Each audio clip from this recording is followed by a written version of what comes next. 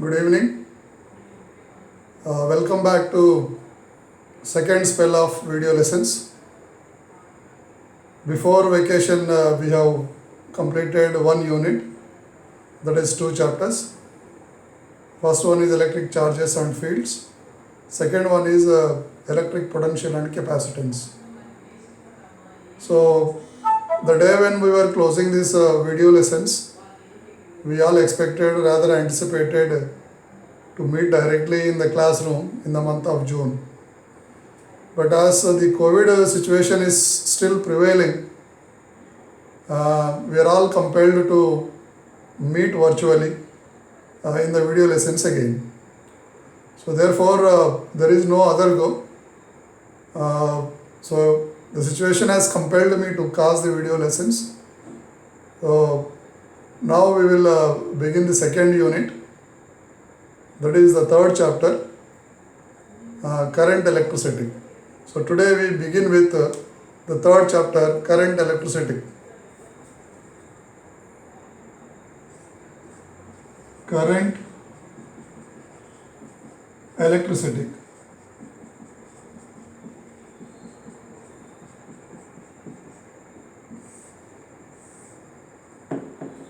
Right. You had a little introduction about current electricity in class 10th. You defined electric current there. You have given a mathematical expression for electric current, that is rate of flow of electric charge. I equals to Q divided by time, that is total charge flowing in a given time across a given cross-sectional area of the conductor. So as I equals Q by T, Q is measured in coulomb, time is measured in second. So I equals to coulomb per second, that we have named it as ampere. So therefore the SI unit of electric current is ampere. Generally we deal with small currents in daily life. When you think about the domestic appliances, we have sockets of 5 ampere and 15 ampere. Generally refrigerators, wet grinders, all these things they require a 15 ampere plug, and otherwise the small domestic appliances they work at 5 ampere. But you know, the human body is a very good conductor of electricity. So there are all electric currents flowing in our body. If electric currents are not there in the body, our brain will not work. Anything that reaches to the brain is in the form of electric impulses only. And you know, the magnitude of these currents is very, very minute, milli and microamperes. Even in the insects also, there will be currents, micro and nanoamperes. So therefore, the smaller units of electric current are milliampere, that is 10 power minus 3 ampere, microampere, 10 power minus 6 ampere, nanoampere, 10 power minus 9 ampere. So these milli, micro, nano, we have come across the electrostatics also, first unit, charges millicoulomb, microcoulomb, nanocoulomb, capacitances, millifarad, microfarad, nanofarad. So therefore there are smaller units and there are bigger units like kilovolts, thousands of volts. When you speak about a transformer, step up or step down, generally they deal with thousands. So then we write, instead of volt, we write as kilovolt. So these are all the basic things which you have learned in your class 10th. And also you have defined Ohm's law in class 10th, that you have a conductor, you put a battery across that conductor of certain voltage, maybe a 3 volt, a 6 volt, 9 volt or 12 volt. Then there is a flow of current through the conductor. If you connect a bulb in series with the conductor, rather the conductor itself you can take it as a bulb. So there is a flow of current in the circuit, therefore the bulb will glow. Bulb glows because the filament is heated and filament is heated because of the flow of electric current. The Joule's law of heating will hold good there. So the brightness of the bulb is directly proportional to the current. So if you have a battery of more potential difference, more current will flow through the bulb, more is the brightness of the filament. Conversely, the filament produces more brightness when a large current passes through it. A large current passes through it only when you apply a large potential difference. Therefore, Ohm's law empirically stated that electric current flowing through a conductor is directly proportional to the potential difference applied across its ends, provided the temperature of the bulb remains constant.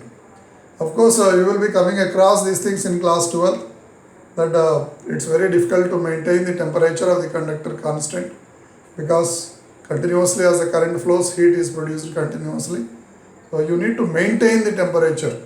For that you have certain techniques that you will learn when you do in the lab. So what actually we would like to impress upon you that Ohm's law states current flowing in a conductor is directly proportional to potential difference applied across its ends at a constant temperature. So V is proportional to I. Then to remove that proportionality and introduce a equality, we bring in a constant, proportionally constant, that is called what? Resistance. Then we write as V equals to Rn. So this V is proportional to I, and V equals to some constant R into I, where R is known as a resistance of the filament, resistance of the bulb, resistance of the conductor. So this is what actually you have learned. Now, what is this resistance? On what factors it depends? What way actually Ohm's law is derived in real sense, in mathematical application? You have produced this equation by the statement, by the law. Ohm's law you have stated, you have given the statement, and you are writing it in a mathematical form. But this is not actually the origin of Ohm's law.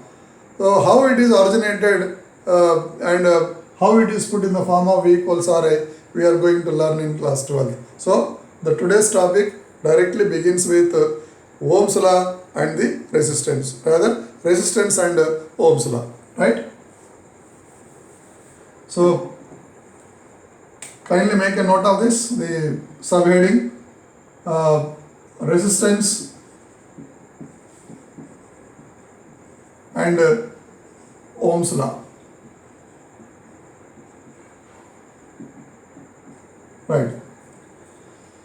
For this, you take a cylindrical wire of length L and area of cross section A. A small piece of wire, maybe a copper wire, but we are exaggerating the diagram for our easy understanding. So L is the length of this conductor and A is the area of cross section. This copper wire, this piece of copper wire contains a large number of free electrons, and the wire is now existing at room temperature. Therefore, all the free electrons have with them thermal energy, right? So because of this thermal energy, they will be moving very randomly inside the conductor. The random motion of these electrons does not contribute for any current in the conductor. You can obtain the current in the conductor only when you are able to drive all the free electrons in a particular direction. In order to drive them in a particular direction, you require a source of energy. That is nothing but a cell or combination of cells, which is known as a battery. So now let us apply a battery of potential difference V. So this is plus, this is minus.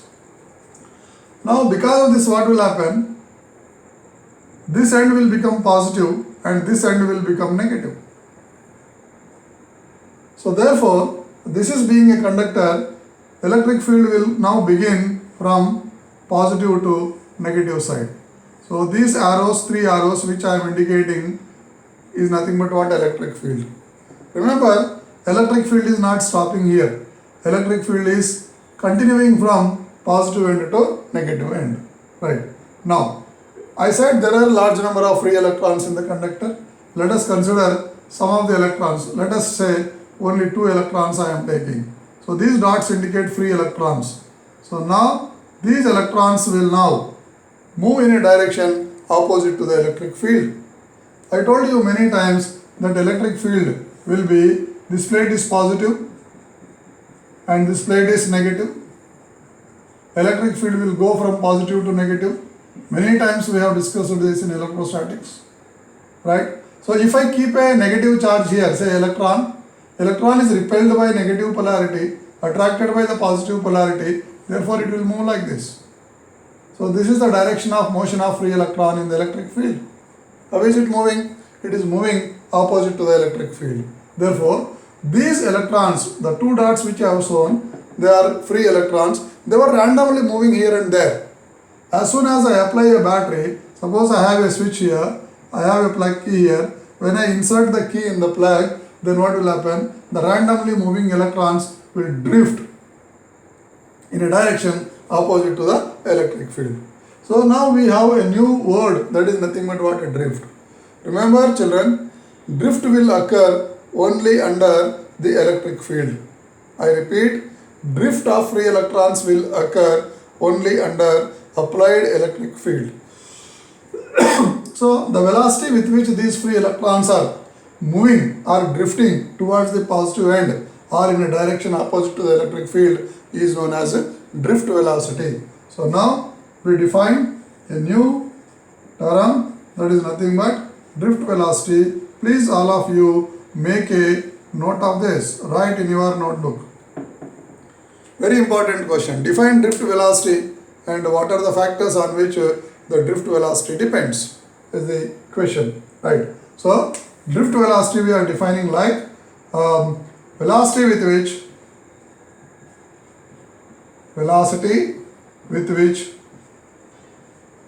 free electrons, this is free electrons are drifted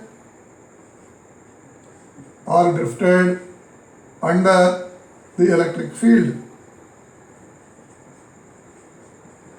You should mention this term compulsorily, under the electric field. Rather you can say velocity acquired by free electrons under the electric field is known as drift velocity.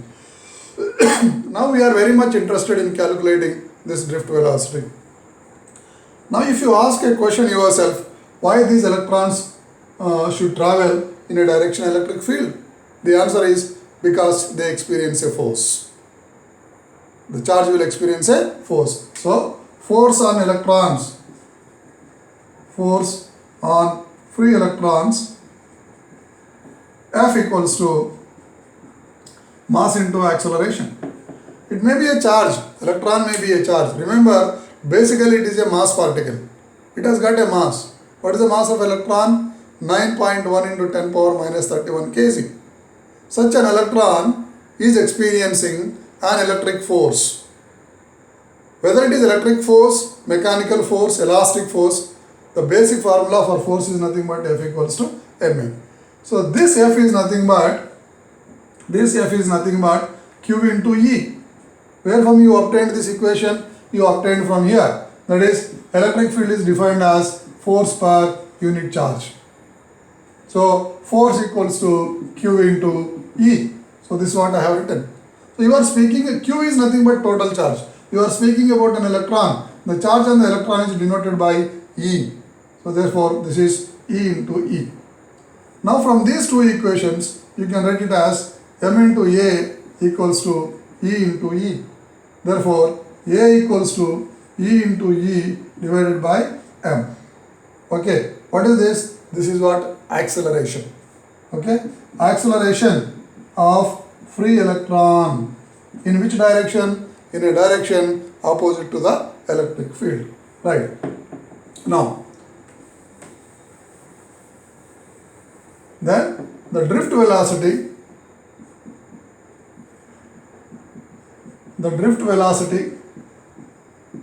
of free electron. Every time I am mentioning free electron, free electron, free electron, because these are the electrons which get drifted, right? So V equals to U plus AT, kinematic equation which you have learned in class 11. This V is nothing but your drift velocity, and this U equals to 0. Why 0? U is known as initial velocity of free electron, initial drift velocity of free electron. Initial drift velocity of electron is 0 because they were moving randomly. So this was not the direction at the beginning of the situation. They were moving in a direction very randomly. What is the velocity in this direction at the beginning means it is 0. After applying the electric field only they started moving like this. Therefore, that U is taken as what? 0. Initial drift velocity of free electrons in a direction opposite to the electric field is 0. I repeat, initial drift velocity of free electrons in the direction opposite to the electric field is 0. So therefore 0. Thus A you have calculated here, charge multiplied by field divided by mass of electron into T. This T is known as relaxation time tau. T is replaced by a new letter which is known as what? Tau. Generally we use it for torque, but you can use any symbol anywhere, okay, for any situation, but you should define it. What is this and why you are using this? Fine. So tau is nothing but what? Relaxation time. Relaxation time means electron is moving from here. Suppose there is an atom here. Here is an atom, positive charge, nucleus, and here are electrons. So free electron is coming like this. It collides with this, and then it just bumps, and it is here is another atom. So between these two atoms, the electron is not suffering any collision. So the time taken by free electron to move between two successive collisions, time taken by free electron to move between two successive collisions is known as a relaxation time. So I will write it here. Fine. So let me complete this. This Vd equals to E into E divided by m into tau, where this tau is relaxation time. Relaxation time. I am defining it. Time taken by free electron. Remember, free electron to travel between two successive collisions.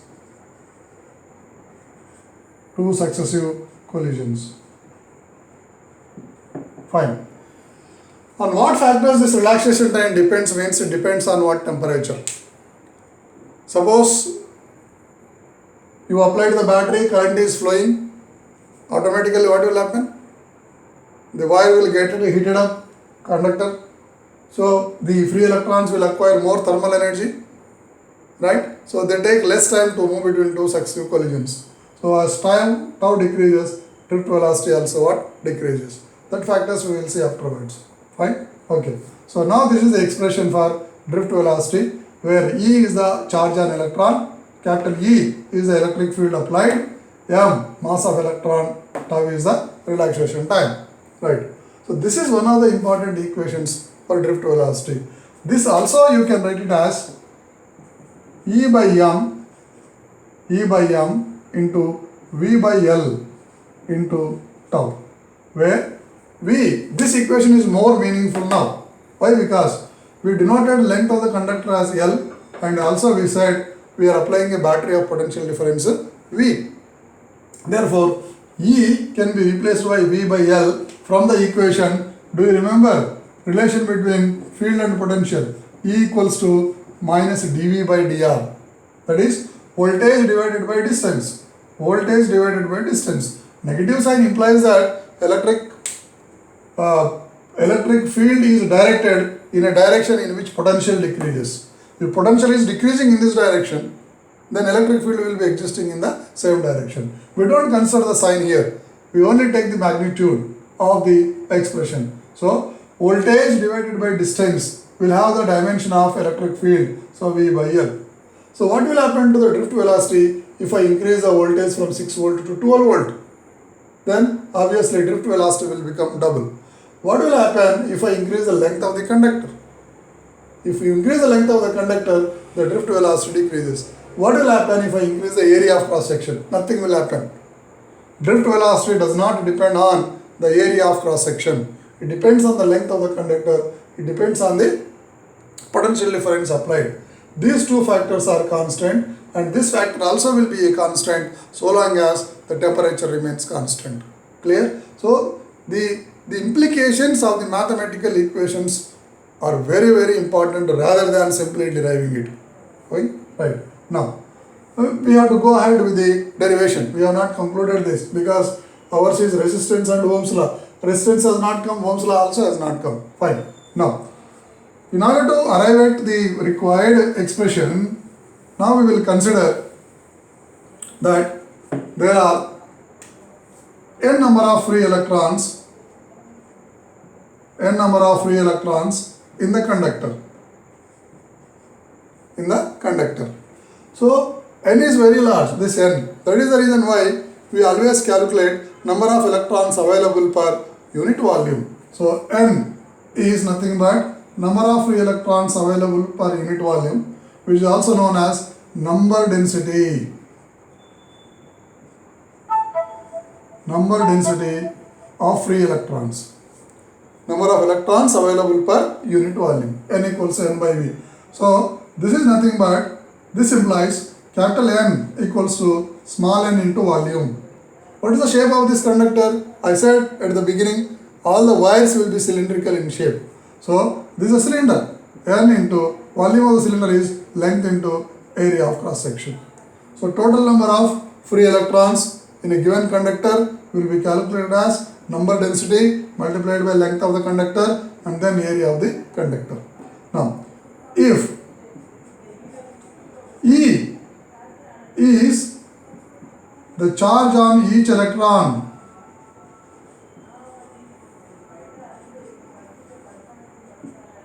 then total charge of n number of electrons, Q equals to capital N into E. Every electron has got charge E. Total number of electrons are n, so total charge will be n into E. So what is this n we have written here? This is small n, small l into A into E. This is Q. So this much amount of charge is crossing across the given area of cross section A in a given time t. So therefore this equation I keep it as it is. So I remove this. Okay. So therefore the current produced by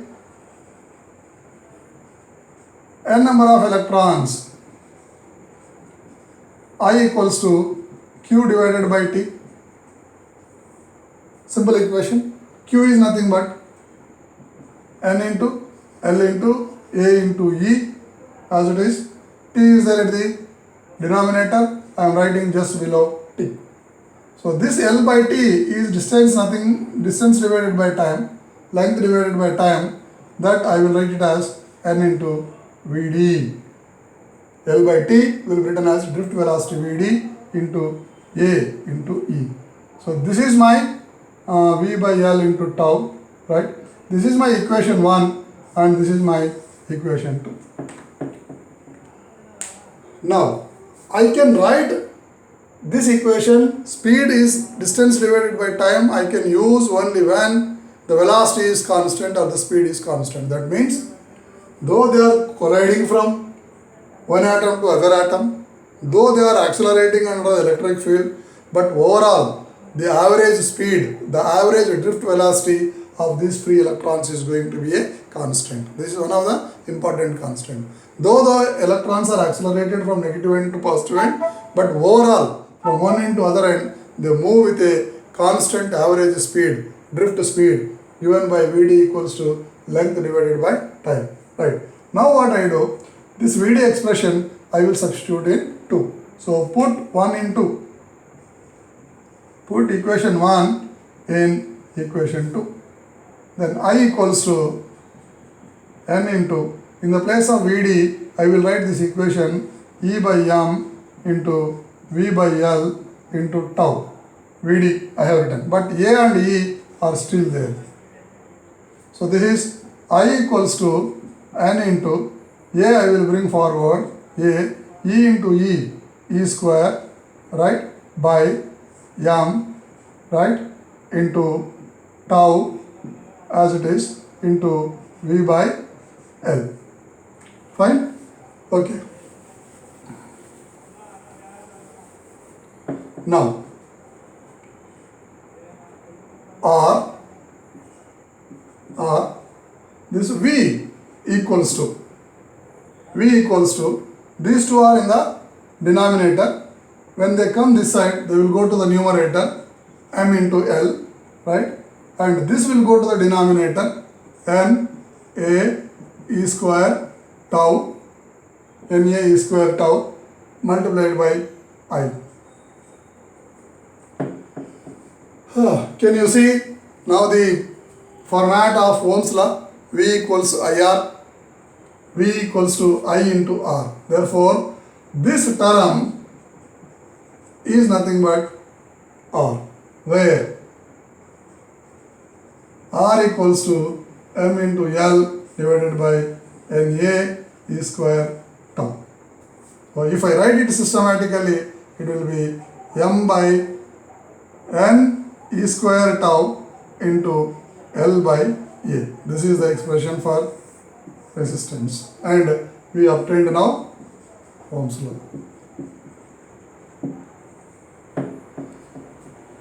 Clear? So this is actually the correct expression for resistance. How do you express resistance? Means in class 10th you used to say resistance is nothing but voltage by current. No. That means if I increase the voltage, resistance will increase. If I decrease the current, resistance will increase. Resistance does not depend on voltage and current. Resistance basically depends on mass of the electron, length of the conductor, number density of free electrons, electronic charge, relaxation time, A. As far as real practice is concerned, these things can be kept constant. Variables are nothing but what? L and A. Then you write R equals to some constant rho, which is called as what? Resistivity into length divided by area. You know that the SI unit of resistance is what? Ohm. And resistivity is nothing but ohm into meter.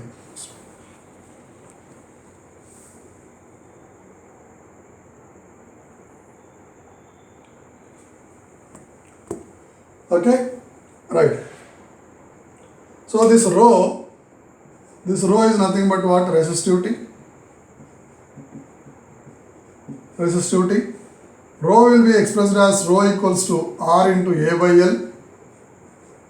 Right? So this is one of the important equations you should remember. Okay? So R is measured in what? Ohm. A is measured in what? Meter square divided by meter. Meter and square is cancelled. So now the resistivity will be measured in ohm meter. Ohm meter.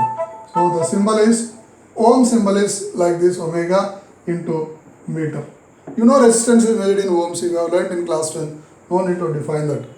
Okay? Ohm meter. Now, reciprocal of this resistivity is known as what? Conductivity. So, conductivity denoted by sigma equals to reciprocal of resistivity. So, this is 1 by rho, that is nothing but L divided by R into A. Unit is ohm power minus 1, meter power minus 1. You know, this ohm power minus 1 is known as Siemens in the name of the scientist. So this will be Siemens. Meter power minus 1 can be written as per meter.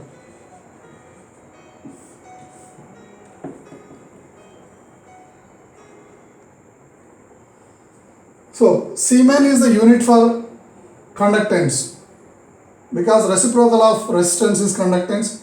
So conductance equals to 1 by R, that is nothing but ohm power minus 1, that is nothing but what? Siemens. So what is the SI? Siemens is SI unit for which physical quantity? Conductance. Siemens per meter is for conductivity. Right. Now we discuss more about the variation of resistance and variation of resistivity with different factors in the next class. So I told you there was some technical issues with me. That is the reason why I could not cast the video lesson at the beginning. Now we will continue these lessons. I will share this by tomorrow morning. Today I will upload and tomorrow I will share with you. And I request all of you to maintain a notebook and write the notes. The same notes which I am dictating now, that will be useful for you. Not only for this CBS examination. Now you have seen how CBS examinations are going on. Okay? But when you want to land in any higher institute of learning, then you have to face the competition. You have to write the competitive examination. You have to write the entrance. So under that condition, these basic things will be very, very useful to you. See you.